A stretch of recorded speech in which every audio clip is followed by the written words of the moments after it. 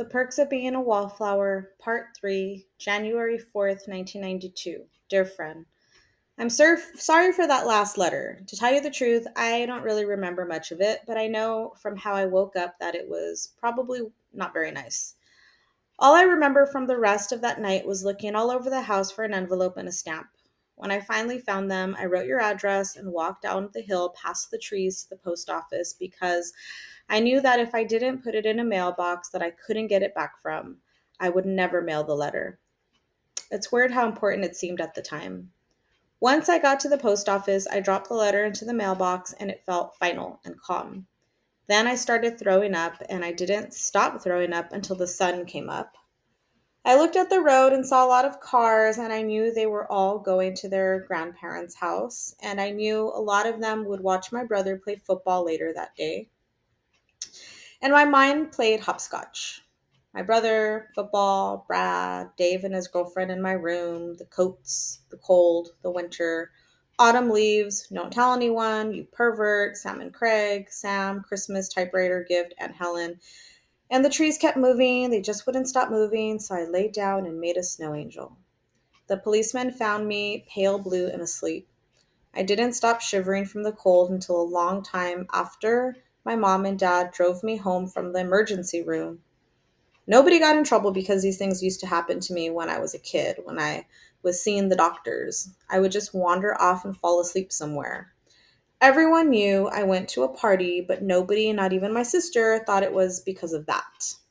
And I kept my mouth shut because I didn't want Sam or Patrick or Bob or anyone to get in trouble. But most of all, I didn't want to see my mother's face, and especially my father's if they heard me say the truth. So I didn't say anything. I just kept quiet and looked around, and I noticed things, the dots on the ceiling, or how the blanket they gave me was rough, or how the doctor's face looked rubbery, or how everything was a deafening whisper when he said that maybe I should start seeing a psychiatrist again.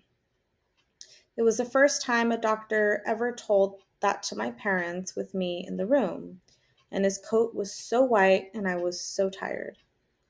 All I could think through the whole day was that we missed my brother's football game because of me, and I really hoped my sister thought to tape it. Luckily, she did. We got home and my mom made me some tea, and my dad asked me if I wanted to sit and watch the game, and I said yes. We watched my brother make a great play, but this time nobody really cheered.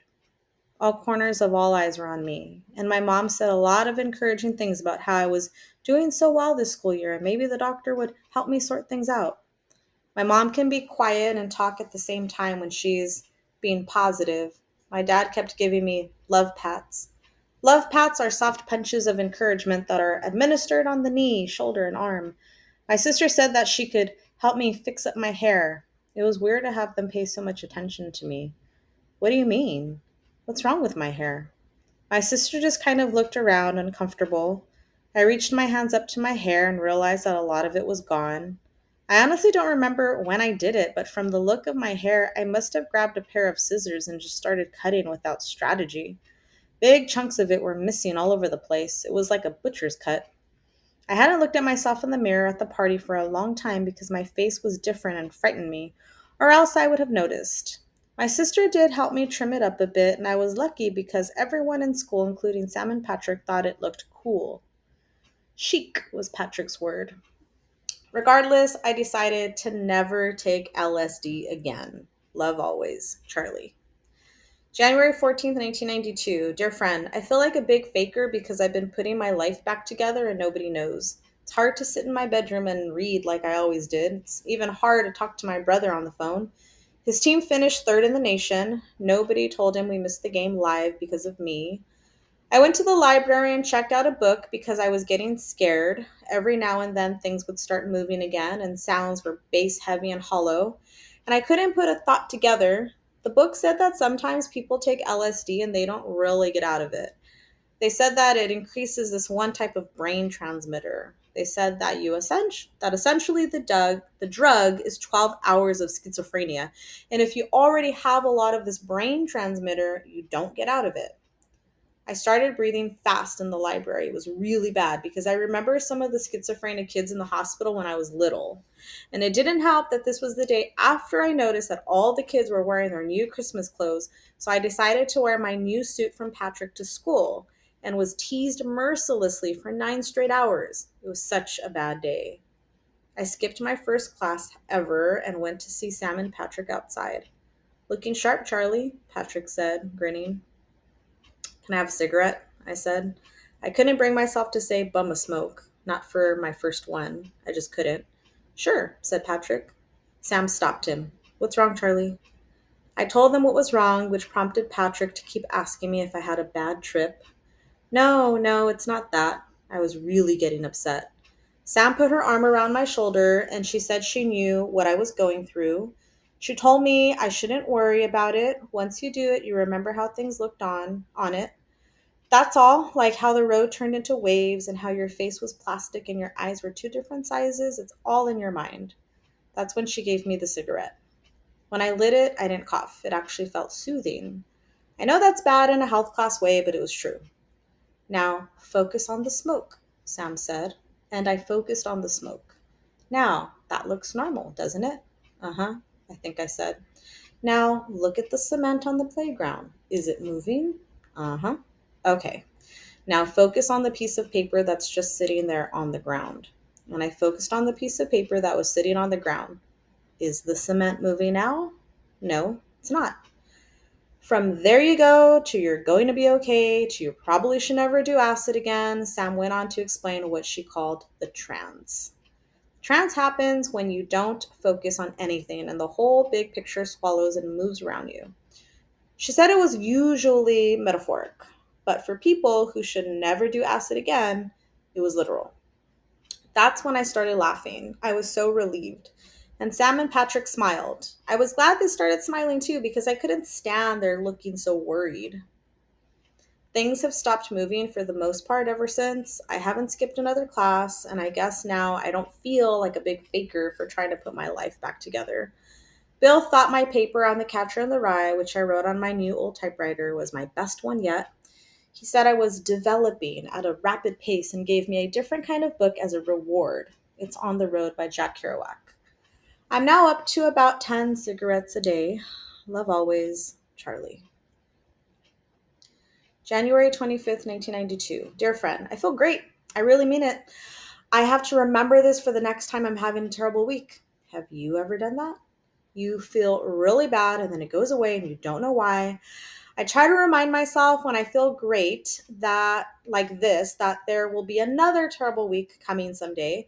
So I should store up as many great details as I can. So during the next terrible week, I can remember those details and believe that I'll feel great again. Doesn't work a lot, but I think it's very important to try.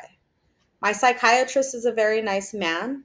He's much better than my last psychiatrist. We talk about things that I feel and think and remember. Like when I was little, and there was this one time that I walked down the street in my neighborhood. I was completely naked, holding a bright blue umbrella, even though it wasn't raining. And I was so happy because it made my mom smile, and she rarely smiled. So she took a picture, and the neighbors complained. This other time, I saw a commercial for this movie about a man who was accused of murder, but he didn't commit the murder. A guy from MASH was the star of the movie. That's probably why I remember it. The commercial said that the whole movie was about him trying to prove that he was innocent and how he could go to jail anyway. That scared me a lot. It scared me how much it scared me. Being punished for something you didn't do or being an innocent victim, it's just something that I never want to experience. I don't know if it's important to tell you all this, but at the time it felt like a breakthrough. The best thing about my psychiatrist is that he has music magazines in his waiting room. I read an article about Nirvana on one visit, and it didn't have any references to honey mustard, dressing, or lettuce. They kept talking about the singer's stomach problems all the time, though. It was weird. Like I told you, Sam and Patrick love their big song, so I thought I'd read it to have something to discuss with them. In the end, the magazine compared him with John Lennon from the Beatles. I told that to Sam later, and she got really mad. She said he was like Jim Morrison if he was like anybody. But really, he isn't like anybody but himself. We were all at the Big Boy after Rocky Horror, and it started this big discussion. Craig said that the people with things is that everyone is always comparing everyone with everyone, and because of that, it discredits people, like in his photography classes. Bob said that it was all about our parents not wanting to let go of their youth and how it kills them when they can't relate to something. Patrick said that the problem was that since everything has happened already, it makes it hard to break new ground. Nobody can be as big as the Beatles because the Beatles already gave it a context. The reason they were so big is that they had no one to compare themselves with, so the sky was the limit. Sam added that nowadays a band or someone would compare themselves to the Beatles after the second album and their own personal voice would be less from that moment on. What do you think, Charlie? I couldn't remember where I heard it or read it. I said maybe it was in This Side of Paradise by Scott Fitzgerald. There's a place near the end of the book where the main kid is picked up by some older gentleman. They are both going to an Ivy League homecoming football game and they have this debate. The older gentleman is established, the kid is jaded. Anyway, they have this discussion and the kid is an idealist in a temporary way. He talks about his restless generation and things like that, and he says something like, "This is not a time for heroes because nobody will let that happen." The book takes place in the 1920s, which I thought was great because I suppose the same kind of conversation could happen in the big boy. It probably already did with our parents and grandparents. It was probably happening with us right now.